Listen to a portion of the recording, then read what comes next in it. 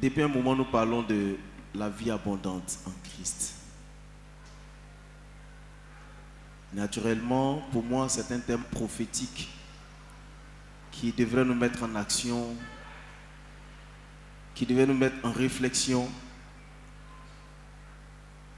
qui devait nous permettre de pouvoir faire un bilan de notre vie, de l'étape à laquelle nous sommes, de l'environnement dans lequel nous sommes et de prendre de bonnes décisions après. Sachant que prêcher ou enseigner est une chose difficile, quelquefois on se demande bien qu'est-ce que je pourrais dire aujourd'hui qui peut entrer dans la pensée de Dieu et refléter la leçon que le Seigneur voudrait qu'on apporte pour le jour et pour le moment. Aujourd'hui, je voudrais qu'on parle de la paix de Dieu qui produit l'abondance. La paix de Dieu qui produit l'abondance. Mais bien avant, je voudrais 2 ou 3 personnes pour me dire ce qu'elles vont voir quand je vais leur présenter. Ama, s'il te plaît, tu peux m'aider. Elle et moi, nous allons attraper ce tissu et vous allez me dire qu'est-ce que vous voyez. Je veux 2 personnes me dire qu'est-ce qu'elles voient.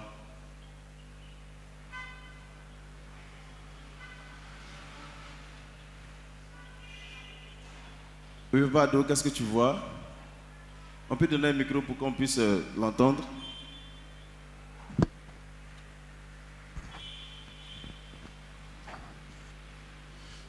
Regarde bien. Je crois que je vois sur ce tissu des taches. Voilà, je vois des taches. Toi, tu vois des taches sur le tissu. Oui, oui. D'accord. Qui voit autre chose? Oui, oui. La sœur en rouge, la dame en orange aussi. Bonjour le pasteur. Moi je vois des traces de plis sur le tissu. D'accord. Monsieur Ado, le diacre, lui, voit des taches. Il y en a qui voient des plis. Moi, je vois des taches, des plis, plus 2 points noirs. Ok. Est-ce qu'on peut acclamer le Seigneur pour eux? J'ai dit 2 ou 3 personnes. Hein? Non, on pourrait dire beaucoup de choses. Hein? On pourrait dire beaucoup de choses. Mais qui a vu juste un tissu blanc?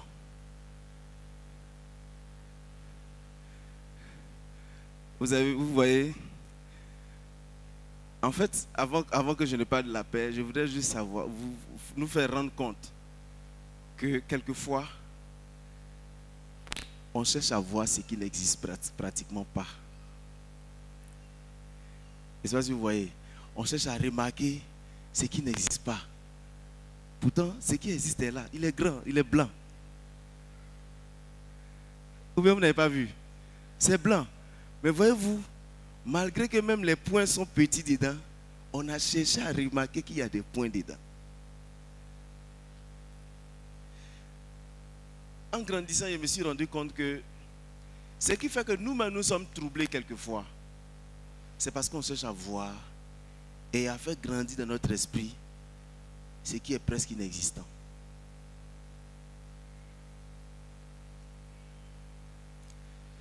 Ça fait que malheureusement notre capacité d'appréciation diminue de jour en jour.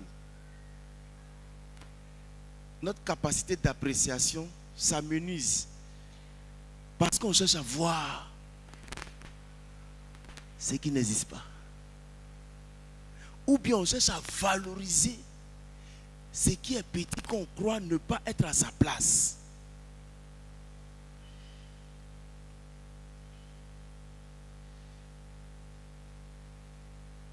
Et ça fait que finalement, les personnes qu'on voyait bien avant, on ne les voit plus bien. On les voit à l'image de la tâche qu'ils ont, plus que ce qu'ils sont. C'est un tissu blanc. C'est plié, il y a tache, mais c'est un tissu. C'est ce qui fait que celui qui t'a dit je t'aime hier a du mal à te le dire aujourd'hui. Parce qu'il a remarqué les points au lieu de te remarquer toi-même. Ça fait combien de fois, bien, ça a duré combien de temps que tu as dit à quelqu'un vraiment que je t'aime? Bon, pour nous qui sommes mariés, là, ça devient de plus en plus rare. Hein?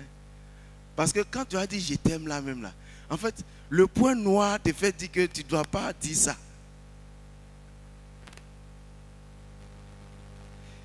Et voyez-vous, nous sommes dans le processus de tendre vers l'abondance ou de chercher à entrer dans l'abondance avec Christ. C'est donc le temps d'économiser ses efforts pour se focaliser sur ce qui est juste, ce qui est bon, ce qui est visible, que de vouloir chercher le mal là où il n'existe pratiquement pas. Il y a des gens aujourd'hui qui ne peuvent même plus dire du bien de quelqu'un. Parce qu'ils ont passé leur temps à remarquer dans ce qui est bon, quelque chose qui est mauvais. Mais la vie est un principe. Et la Bible dit, ce que je sème, c'est ce que je... Quand tu cherches à voir la faute chez l'autre, forcément, l'autre aussi aura les yeux grands ouverts pour ne plus te voir qu'à l'image de tes erreurs. Que le Seigneur nous aide à aller au-delà de ses pensées. Vous n'avez pas compris? C'est trop simple. Alors, la paix de Dieu. J'ai réalisé qu'il y a des choses qui nous empêchent personnellement d'entrer dans l'abondance que Dieu veut nous donner. L'abondance. Et souvent, ça devient presque incroyable de voir quelqu'un vivre, se dire, je sais que je vais vivre dans l'abondance. Et comme je le dis toujours, tout ce que nous faisons est relatif. Ton abondance n'est pas mon abondance. Mais moi, mon abondance doit me permettre d'arriver à la satiété et à l'épanouissement. Donc, dans cette recherche de l'abondance, il y a des petits principes. Pour moi, il y a des petits principes dont la connaissance pourrait nous permettre de pouvoir aller et avancer plus rapidement vers l'abondance que nous cherchons. C'est pourquoi j'ai dit que nous allons parler de la paix de Dieu et l'abondance, qui produit l'abondance. La paix de Dieu, la paix. L'une des choses que j'ai remarquées dans ces derniers temps, c'est que le diable veut nous arracher notre paix. Tout est fait pour ne plus qu'on soit en paix. Tout. Tout est fait pour ne pas que quelqu'un se sente bien, épanoui, paisible. Tout est fait. Si vous remarquez bien, le diable nous fait plus remarquer ce que nous n'avons pas que ce que nous avons. C'est ça, si vous voyez. On voit un point noir sur un tissu blanc, un grand tissu blanc, mais on voit un petit point noir. C'est l'objectif du diable. Il nous fait remarquer ce que nous n'avons pas. Mais tu n'as pas ci, tu n'as pas ça, tu n'as pas ci, tu n'as pas ça. Pourtant, nous avons l'essentiel. Et ça fait que nous vivons des vies troublées. Nous sommes troublés. Sous chaque lever de soleil, nous sommes troublés. Pourtant, l'objectif du Seigneur, c'est que nous soyons dans son shalom. Le shalom contient des aspects, des vertus. Nous, bon, c'est devenu aujourd'hui un lyrique religieux. On dit shalom, shalom sans savoir. Mais dans le shalom de Dieu, quand j'ai fait mes recherches, il y a la tranquillité.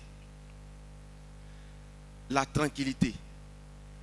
Et j'ai envie de dire la paisibilité, la sécurité, la force, la stabilité. Donc quand quelqu'un venait chez toi et te disait que shalom, c'est-à-dire il souhaite que tu sois tranquille, que tu sois en paix, que tu sois paisible. Frère, parce que quand tu n'es pas paisible, tu ne peux pas prendre de bonnes décisions. Le diable sait que dans nos foyers, si nous sommes ensemble, La Bible dit un fait fuir 1000, deux font fuir combien? 10 000. Il sait que nous allons faire fuir 10 000. Donc il veut troubler notre paix. Parce que là où tu n'as pas la paix dans ton foyer, il n'y a pas de construction possible. Et malheureusement, aujourd'hui, nous n'arrivons pas à progresser. Regardez, je lisais Psaume 90, verset 12. Dans certaines versions, c'est verset 13. Il dit, les justes croissent comme le palmier. Et le palmier est un arbre assez paisible. Pourquoi? Parce qu'il prend son temps pour grandir en s'enracinant profondément dans le sol. Le palmier est l'un des seuls arbres que le vent ne peut pas faire tomber comme ça. Et c'est pas si on se comprend. C'est l'un des seuls arbres qui danse même dans la tempête. C'est pourquoi la Bible dit, il veut qu'on croisse comme le palmier. Parce qu'on prend le temps, on n'est pas pressé. Toi le papayer, il faut grandir. Toi le fromager, il faut grandir. Toi, quoi encore? Il faut grandir. Le manguier, il faut grandir. Mais moi je suis serein. Parce que je sais que quand il y aura la tempête, je vais jouir de la paix de Dieu. C'est pourquoi la Bible dit, celui qui demeure sous l'abri du Très-Haut a du repos dans la, repose à l'ombre. Ce mot repos, il a du repos, il a la tranquillité, il a la paix dans la présence de Dieu. Mais regardez aujourd'hui comment nous ne sommes plus en paix. On n'est plus en paix avec nous-mêmes. On n'est plus en paix avec celui qu'on dit aimer. On n'est plus en paix avec celui qui nous aime. On n'est plus en paix avec celui qu'on avait essayé d'aimer. On n'est plus en paix avec notre esprit concernant ce que nous voulons obtenir. Et on ne peut pas entrer dans l'abondance. Je ne sais pas si vous voyez de quoi je parle.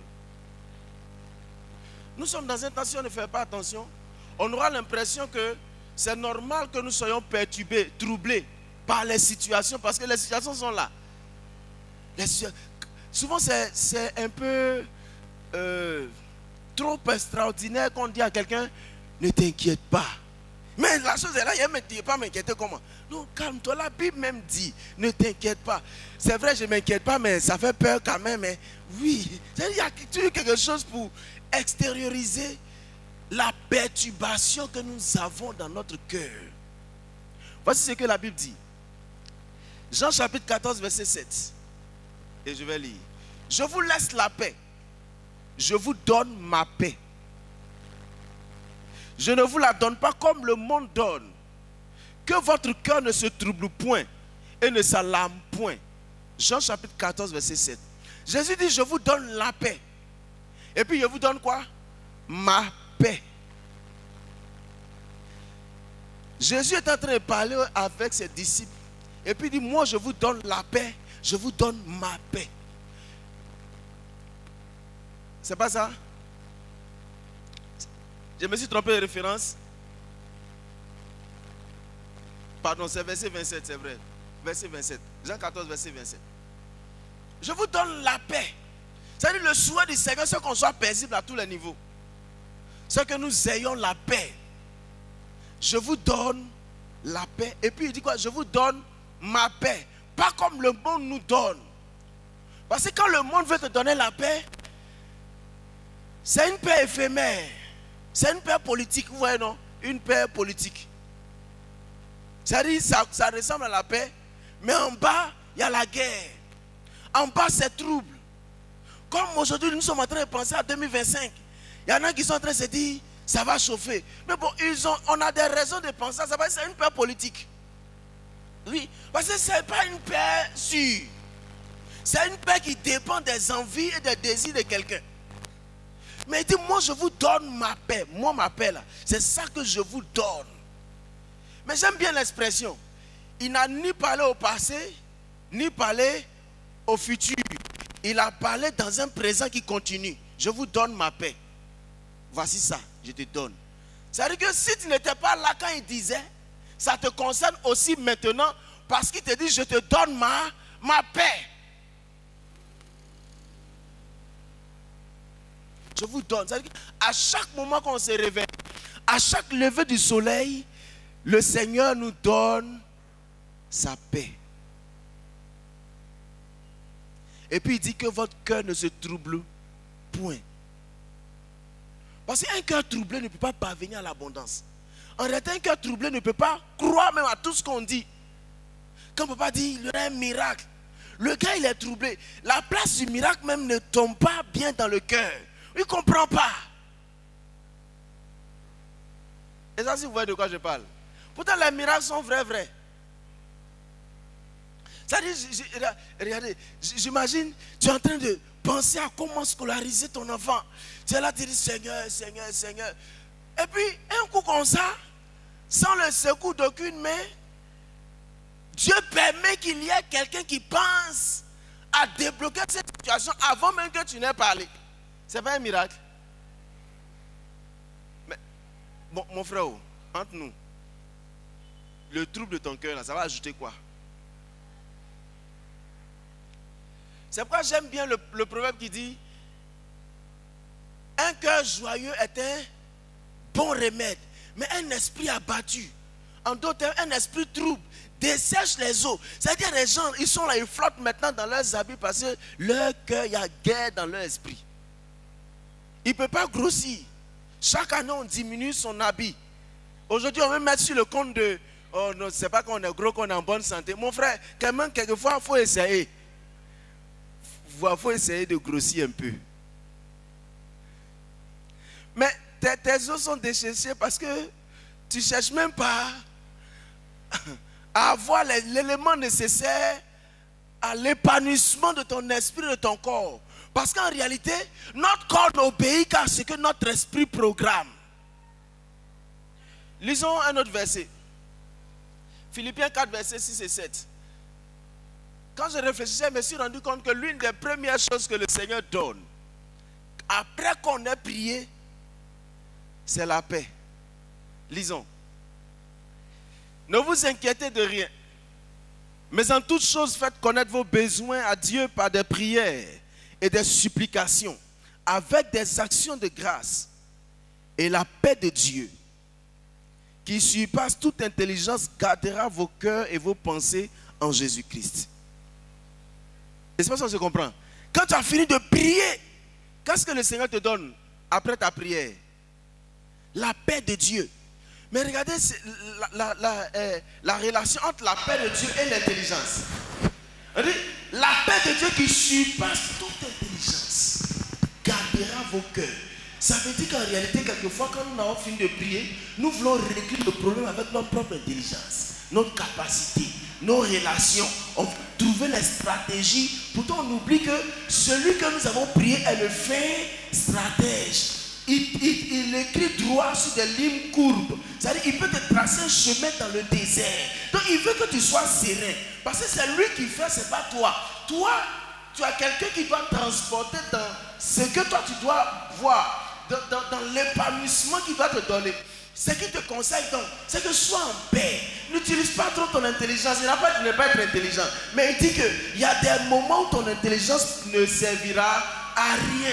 Donc quand tu as fini de prier, tu as fini de lui dire ce que tu ressens, ce que tu veux, qu'est-ce qu'il demande? Sois en paix. La paix de Dieu qui surpasse toute intelligence gardera vos cœurs. Vos cœurs doivent être gardés par la présence de Dieu. Je ne sais pas si vous voyez de quoi je parle. Ou bien vous ne comprenez pas. La paix de Dieu. La paix de Dieu. Il dit, faites connaître vos besoins seulement. Vous savez, souvent, on est tellement troublé que quelquefois on finit de prier et puis on veut dire à Dieu comment il doit nous exaucer. C'est qu'on veut montrer à Dieu, Seigneur, moi je pense que si tu fais ça là, ça pourra m'aider à être... Non, laisse, calme-toi, calme-toi. Calme-toi. Parce que quand il va t'exaucer, tu vas dire la même chose que David a dit. Il dit quand le Seigneur nous faisait sortir d'Égypte, c'était comme dans un rêve. Regardez, imaginez-vous des gens qui sont dans la prison. Souvent on raconte cette histoire. On dit qu'ils étaient dans la prison. Ils étaient en prison et puis ils ont eu la force de chanter, de célébrer Dieu. En fait, c'est des gens qui sont en paix, qui savent que Dieu ne peut pas les laisser dans cette situation bizarre. Donc, au lieu de m'angoisser, qu'est-ce que je dois faire? Je dois commencer à célébrer le Seigneur, glorifier son nom, rendre grâce. Parce que c'est que s'il m'a envoyé là, et que la Bible dit toutes choses concourent au bien de ceux qui aiment Dieu, et ceux qui sont appelés selon ses desseins, et que si c'est la même Bible qui a dit, l'homme se formule des projets, mais seuls les desseins de Dieu s'accomplissent, ça veut dire que je n'ai même pas d'effort à faire. J'attends que le Seigneur écrive, enfin, il a déjà écrit, mais qu'il commence à matérialiser les desseins pour ma propre vie. Les desseins pour ma vie ne dépendent pas des calculs de quelqu'un. Les desseins pour ma vie ne dépendent pas d'un système social. Les desseins de Dieu dépendent de ce qu'il a écrit pour moi depuis la fondation du monde. Parce que quand il m'a fait venir sur la terre, je ne suis pas un goissou de la société. Je ne suis pas un rébut de la société. Je ne suis pas une personne... non, mais je suis une personne importante pour la main de Dieu. C'est pourquoi souvent, il y a l'impression qu'on ne comprend pas. On dit le Seigneur lui prend de la poussière pour établir à la place des grands. Souvent, il y a une chanson que j'aime bien. On dit, majesté, majesté, ta grâce m'a trouvé tel que je suis. Dans la boue. Pour certaines personnes, une personne qui n'a pas trop de valeur. Mais à tes yeux, j'ai de la valeur. Et comme c'est lui qui t'a envoyé sur la terre, avec un dessein bien précis, ce qu'il demande, c'est que tu sois en quoi? En paix. Qu'est-ce qui te trouble?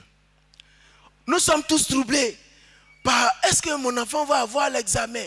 Par est-ce que ça va comme ça? Vous savez, souvent le diable est fort dans troubler les gens. Je me rappelle une fois, je ne sais pas où j'étais, mais j'étais là, j'étais quelque part. Et puis, il y a une pensée comme une étoile filante qui traverse mon esprit et veut bouleverser ma quiétude. Et c'est quelle pensée? La pensée vient en me disant que mon enfant qui est allé à l'école là, quand il va revenir de l'école, il va avoir un accident. Si tu es parent, tu peux savoir ce que ça fait de penser que ton enfant ne va pas rentrer à la maison le soir. Mais je me suis assis et puis j'ai dit à Dieu, bon, je ne crois pas que c'est toi qui peux me dire que l'enfant là va faire accident. Ça, je ne crois pas. Parce que la Bible dit, l'ange de l'Éternel campe autour de ceux qui le craignent. Bon, c'est que je ne te crains pas trop, mais bon, mais je te crains un peu. Donc, un peu que j'ai fait là, il faut dire à l'ange que s'il était avec moi, il n'a qu'à partir prendre mon enfant pour envoyer à la maison. C'est pas fini. Parce qu'en réalité, le diable veut te troubler. Il ne veut pas que tu sois concentré, même si c'est ce que tu es en train de faire, en te bombardant d'une pensée contraire au principe divin. C'est pourquoi il faut qu'on parle, il faut qu'on prie. Parce que si tu ne pries pas, tu seras pris dans l'engrenage de ces manipulations diaboliques qui veulent t'empêcher de jouir de la paix de Dieu, de cette tranquillité qui fait du bien. Si c'est la paix de Dieu qui nous donne, après que nous ayons prié, c'est que c'est un élément important sur lequel le Seigneur veille. La paix de Dieu. Il faut que nous ayons la paix. Lisons un autre passage. Lisons. 1 Pierre 3, verset 10 et 11. 1 Pierre 3, verset 10 et 11 dit ceci. Si quelqu'un en effet veut aimer la vie, voir des jours heureux, qu'il préserve sa langue du mal et s'élève des paroles trompeuses, qu'il s'éloigne du mal et fasse le bien, qu'il recherche la paix et la poursuive. Regardez, on dit si quelqu'un veut aimer la vie et puis voir des jours heureux, qu'est-ce qu'il doit faire? Il ne doit pas parler mal, il ne doit pas dire des choses parce que ta parole, ce que tu vas dire va créer des trucs qui vont te mettre en prison toi-même. Donc, mais tu dois chercher la paix et puis faire quoi? La poursuivre. Ça dit, la paix peut nous fuir, la paix peut être en train de partir.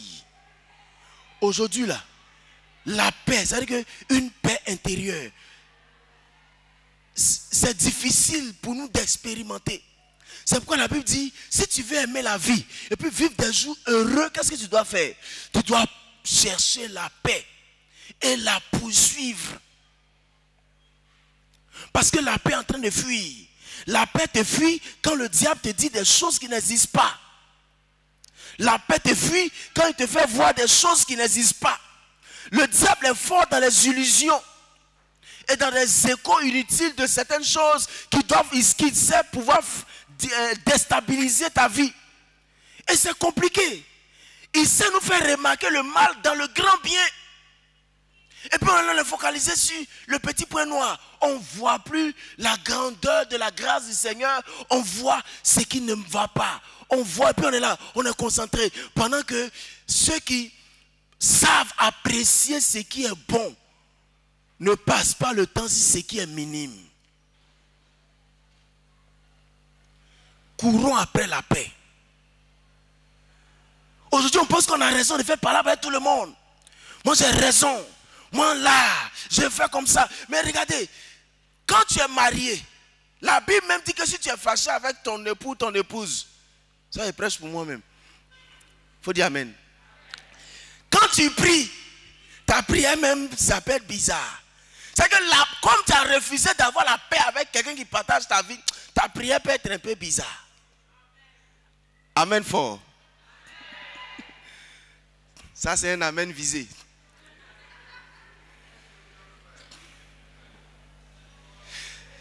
Ça veut dire que c'est un élément, la paix est un élément important dans la croissance de l'abondance de notre vie personnelle. Mais aujourd'hui, regardez comme nous sommes troublés.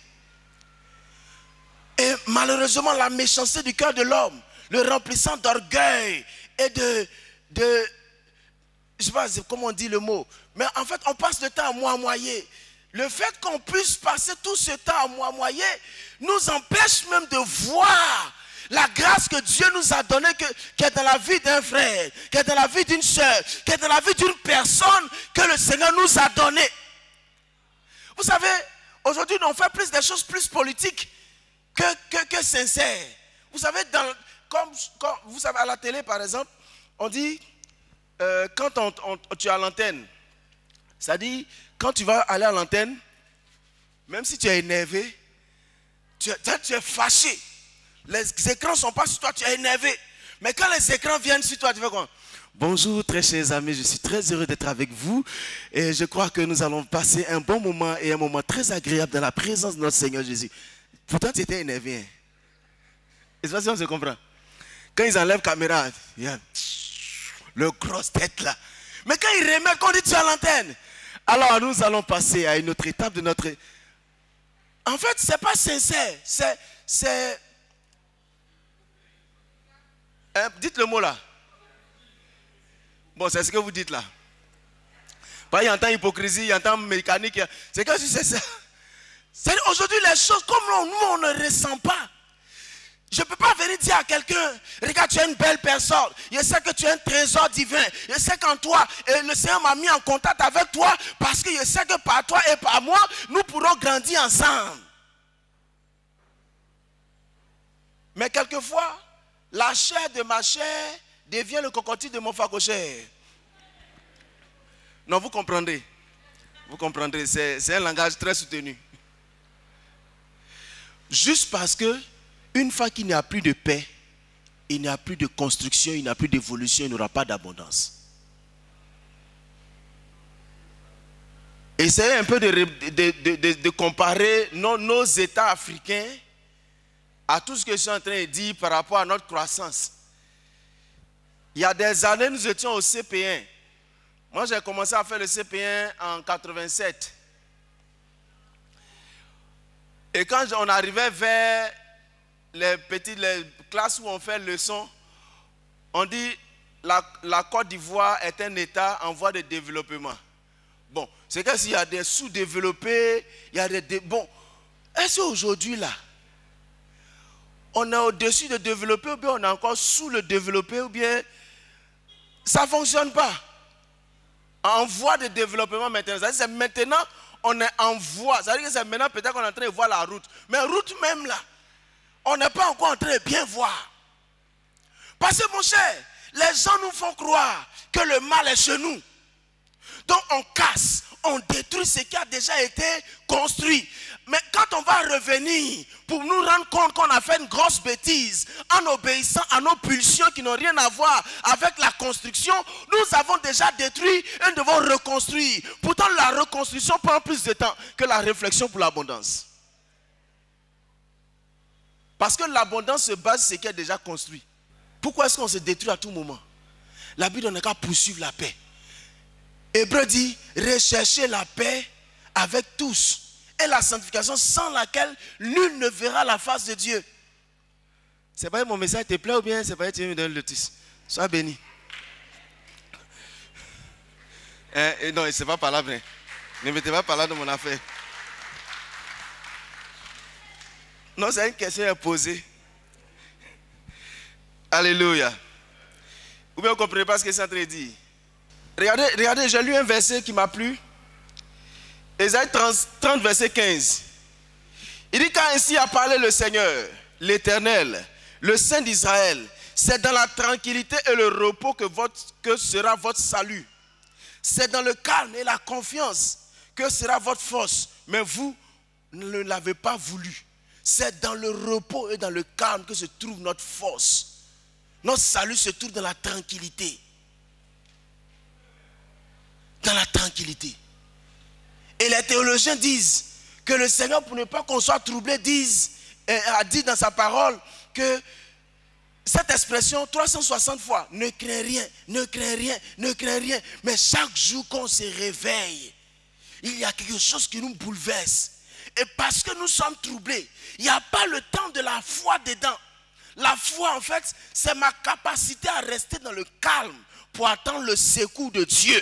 Parce que c'est qu'il viendra certainement. Job dit, mon Rédempteur interviendra le dernier. Il va intervenir. Mais même s'il est le dernier, en fait, c'est parce qu'il veut te laisser te manifester.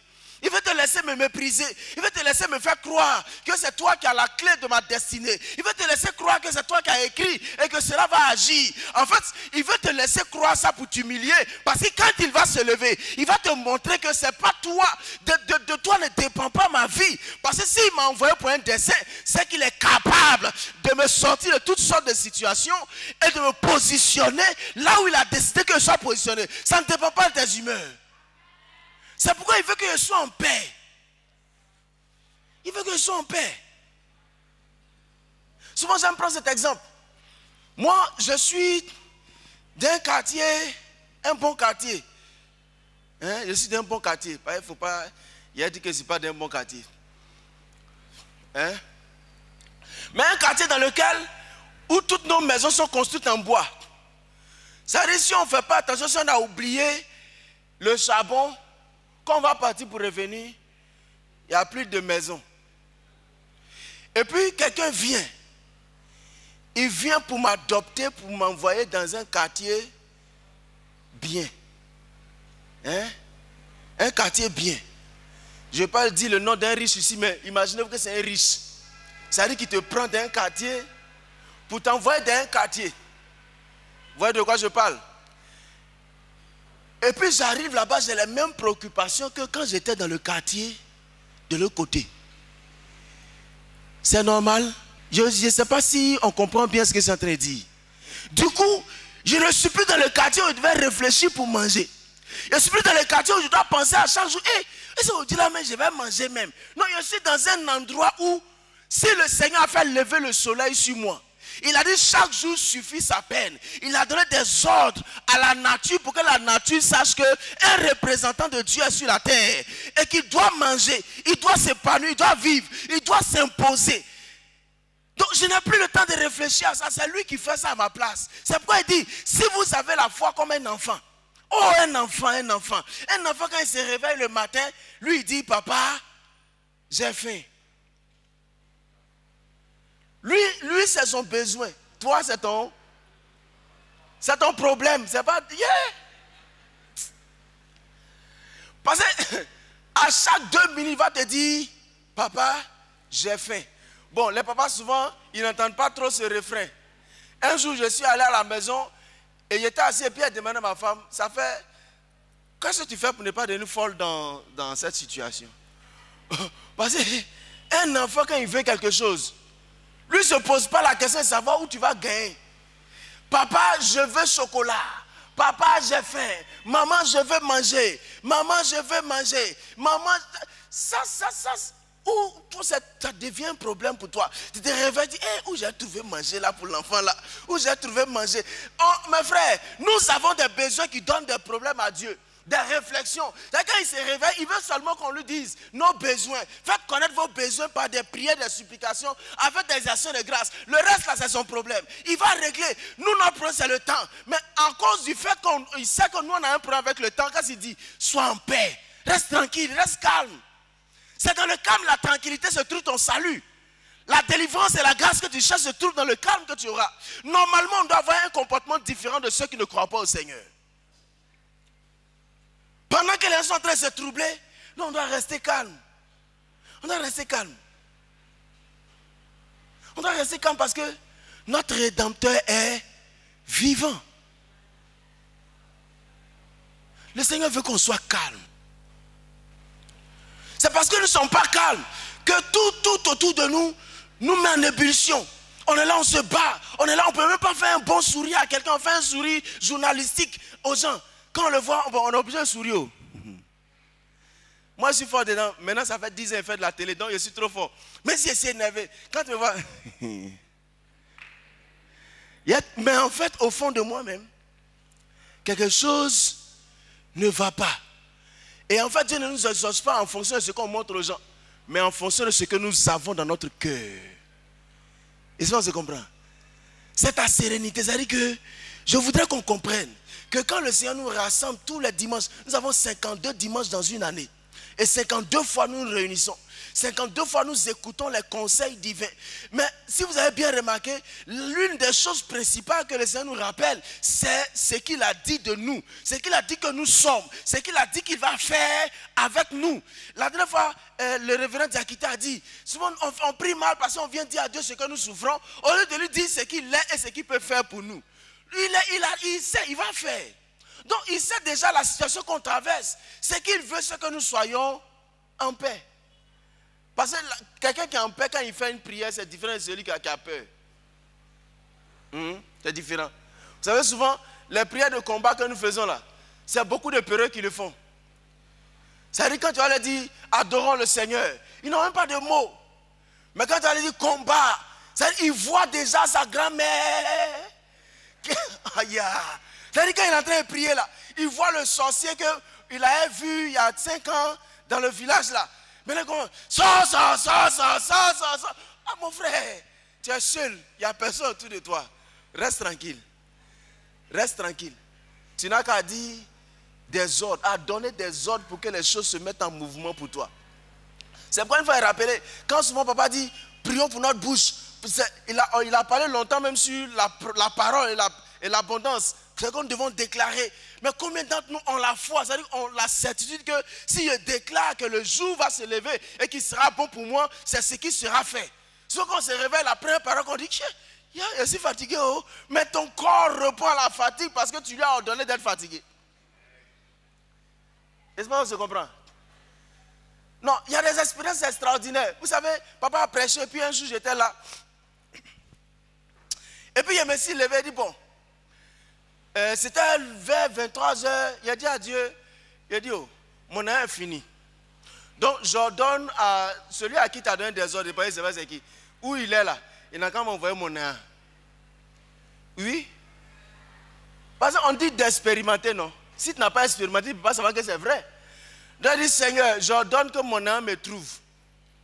Les frères, je me réveille le matin, je vois le petit pingouin en train de danser. Je dis, hé pingouin! C'est-à-dire, même dans mon sommeil, je suis en train de dormir. Et puis Dieu sait que mon agent d'aujourd'hui doit venir. Et puis ça vient. Mais j'ai compris qu'en fait, si tu crois que tu es dans la paix, dans la tranquillité, et tu crois que tu es un Père céleste, le Seigneur ne s'est pas présenté à nous comme un Dieu. Il ne s'est pas présenté à nous comme quelqu'un, il s'est présenté comme qui? Comme un Père céleste. Jésus dit, quand vous priez, dites, notre Père. Oh, que c'est extraordinaire d'avoir un Père. Un Père qui sait que nous avons des besoins. Un Père qui pense que son enfant doit être épanoui. Donc, l'enfant doit être en paix parce qu'il n'a pas un père irresponsable. On dit c'est le papa le plus responsable. Parce que même quand ton papa biologique n'est pas là, c'est pas ton papa biologique qui a été un canal, qui est le catalyseur de ton avenir. C'est Dieu qui t'a envoyé avec une provision qui te suit, qui te donne au moment opportun, qui est le catalyseur de ta vie. Donc mon frère, je ne sais pas pourquoi tu es perturbé. Sois souriant et puis que ce soit un vrai sourire, pas un sourire journalistique. Parce que Même si tu es fâché, si tu es ceci, ça ne va pas changer quelque chose au dessein de Dieu. Ou bien vous ne voyez pas? Ça ne va pas changer. Non, sois calme. Tu as trouvé pourquoi? Vous savez, quand quelqu'un veut faire parler avec toi et puis tu es là, tu le regardes, tu es là, tu es calme. Lui-même, finalement, il se pose la question, ça va. Il a dit, oh, lui là, tu es sûr que façon il a arrêté sereinement, il ne va pas nous faire quelque chose? Parce que non, imaginez-vous quelqu'un qui est en train de te battre, il veut se battre avec toi, il fait le jeu des jambes, il saute sur le pied, tu es là, tu le regardes. Là, il n'a qu'à finir quoi. Et puis c'est ce qu'il veut faire là. Il n'a qu'à faire. Ça tombe, tu es en train de sauter, puis tu te demandes, ce gars-là ne va pas me tuer aujourd'hui. Finalement, tu dis non. C'est passé un truc, hein. Sinon il a été frappé. Toi-même, tu sais dans ton cœur que le gars qui est serein là, ce n'est pas ton camarade. Toi, tu sautes. Lui, il est serein. Comme un palmier. Le vent souffle. Je suis serein. Quand on grandit comme un palmier, on a la paix. Parce que quelle que soit la tempête, et c'est comme ça. Je danse. Je danse. Je danse. Quand le diable me dit que mon foyer va me lâcher, je danse. Ce foyer aussi, c'est l'homme, hein, mais je danse. Oui. Oui, oui. C'est pas quelqu'un, c'est l'homme. Mais quand même, tu danses. Et ça, si vous voyez de quoi je parle. Parce qu'en réalité, c'est cette paix de Dieu là qui nous permet de rentrer dans l'abondance que nous cherchons. Je vous dis, le diable, lui, sa stratégie, c'est de nous faire peur, en nous mentant, en nous disant des mensonges. C'est pourquoi j'ai aimé, c'est la première fois quand j'entendais que le diable était un menteur, c'était dans la bouche des anglophones. Il disait le diable est un menteur. Le diable est un menteur. Psaume 122, verset 7. Que la paix soit dans tes murs et la tranquillité dans tes palais. Hein, pour ceux qui écrivent Psaume 122, verset 7. Je vais lire aussi Nombres chapitre 6, verset 26. Il dit que l'Éternel tourne sa face vers toi et qui te donne la paix. Nombres 26, verset 6. Que l'Éternel tourne sa face vers toi et puis qu'il fasse quoi? Qu'il donne la paix. Peut-être que tu es dans une situation où tu es troublé. Tu as l'impression que ton avenir est boycotté parce que tu as fait l'école avec des gens, mais ça ne va pas. Vous savez, quand tu n'es pas en paix, tu ne peux même pas avoir une nouvelle orientation. Oui. Parce que quand tu n'es pas en paix, ton esprit n'est pas assez calme pour pouvoir voir la grâce ou bien l'orientation, la voie que Dieu veut te montrer. Il veut peut-être te dire, suis telle voie, mais tu es perturbé. Tu cours ici, tu cours ici, tu cours ici, tu cours ici. Et la paix de Dieu qui surpasse toute intelligence n'est pas ton partage. Donc tu es perturbé. Ils nous ont dit qu'ils vont faire comme ça là. Donc ça là, ils ont dit que regardez, comme j'ai dit, dans les élections, actuellement, tout le monde, c'est ce que nous les chrétiens, nous sommes les choses. Parce que quelquefois, c'est les chrétiens même qui effraient, qui trouvent notre paix. Il va venir, un prophète qui va se mettre bientôt sur les réseaux. C'est pas bon les frères. 2025, ce sera pas bon. Je vois dans mon esprit. Je vois dans mon... Bon, mon frère, pourquoi toi, tout ce que tu vois doit nous effrayer? Souvent, ça me fait bizarre. Il me pose la question. Pourquoi il va voir dans son esprit? Il va dire, j'ai vu des chars de guerre. Faut voir des hamburgers, des sacs de riz pour nous. Là, au moins, on est sûr qu'on va manger. Que toi, tu vois un char de guerre. Donc, tu veux qu'on fasse quoi? Non, je sens que celui qui doit aller au Ghana doit partir vrai. Celui qui était près du Burkina, il n'a qu'à rentrer là-bas, après il va revenir. Mais celui qui a la paix, il est tranquille. Il sait que la situation est réelle. L'activité du diable est réelle. Mais je sais en qui j'ai cru. Je sais que ce n'est pas un Dieu comme les autres. Un Dieu qu'on peut transporter d'une maison à une autre. Quand la maison brûle, le Dieu brûle aussi. Non. Moi, mon Dieu là, c'est le créateur de toutes choses. Donc, quand il y a les situations, je suis en paix. Et c'est un exercice que je suis en train de faire moi-même. Je ne veux plus me troubler pour quoi que ce soit. Je ne veux plus me perturber pour quoi que ce soit. C'est-à-dire, je vais apprendre à accueillir les situations et puis les regarder à l'image de Dieu. Dieu, avant de donner la terre promise à ses enfants, les a fait voyager sur une montagne pour leur faire observer ce qu'il va leur donner. Ne vous mettez pas au niveau des situations. Parce que chaque fois que tu te mettras au niveau d'une situation, tu seras surpassé par cette situation. Mets-toi au niveau de Dieu. Pour voir que la situation là, oh toi aussi, les gens disent que c'est une grosse situation. Les gens vont penser que tu ne prends rien au sérieux. Au-delà, c'est comme ça. Hein. Quand tu ne prends rien au sérieux. Moi, c'est que souvent certaines personnes me le disent. Toi tu ris à tout. Mais tu pleures à tout. Mais quand tu finis de pleurer, qu'est-ce que ça aura changé? Que l'Éternel tourne sa face vers nous. Et qu'il nous donne la paix. Tu n'as pas dit bien amen. Hein? Ou bien tu ne crois pas à ce que je dis. Que l'Éternel tourne sa face vers nous. Et qu'il nous donne sa paix. Si quelque chose te troublait, dis à cette chose, à partir de maintenant, j'ai la paix de Dieu. Rien ne doit me troubler. Parce que même si je ne faisais pas un enfant, je sais que dans la Bible, Dieu a transformé la stérilité en fertilité. Donc je suis serein. Parce que je sais que si c'est toi qui as fait ça, vous savez souvent quand il lit la Bible, c'est un peu bizarre. On dit, tel que l'Éternel avait rendu stérile. Tu vois, c'est un peu compliqué. Hein? Mais le même Éternel, il s'est transformé la stérilité en abondance. Que notre stérilité soit transformée en abondance au nom de Jésus. Que la paix de Dieu remplisse nos cœurs profondément.